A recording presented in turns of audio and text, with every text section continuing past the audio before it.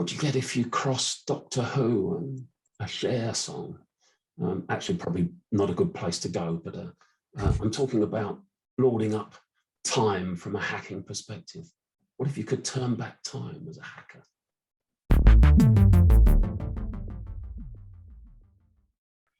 Well, I think I should start with this, being the person that gets accused of looking like Cher. So how can you turn back time? By hacking, David? This is intriguing. Yeah, I mean, okay, it's a little bit of a liberty because we're talking about time synchronization, the time signals that are used for everything from financial transactions, banking transactions, the blockchain, security measures, communication protocols. Everything uses time. It needs an accurate time signal to work. Now, the source of that time signal are atomic clocks around the world. Very, very accurate times. But getting that time to your clients, to the computers, to the servers, that's done using different distribution methods, such as the Network Time Protocol, NTP, GPS satellites, radio frequency signals. There's lots of different things that are used.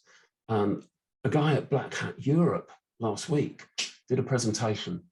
He's the hardware hacking lead at IBM's veteran hacking team, X4 Shred. And he did this presentation where he said, well, what if I was able to sit outside a building and manipulate time, hack into that time signal and change time? So he did. So what time is it now, David? Yeah, well, it's time to worry a little bit, I think, because this isn't new. We've known that time synchronization, these broadcasts aren't particularly safe for years, but we've never really done anything about it.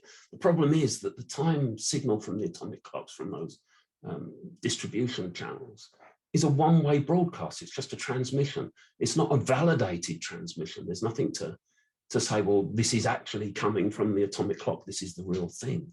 So what this guy did was demonstrate that he could change any and all of those distribution methods, not just one. If you can change all of them, manipulate all of them, then this idea of synchronization, taking an average, if one looks out of kilter, you'll go to one of the other two or two of the others and say, well, what are they saying? Oh, they're saying the same thing, so it must be true, it must be accurate.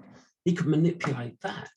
Now, look at that in terms of, say, something like banking, where the markets are hugely dependent on these accurate time signals, and it makes a huge difference financially.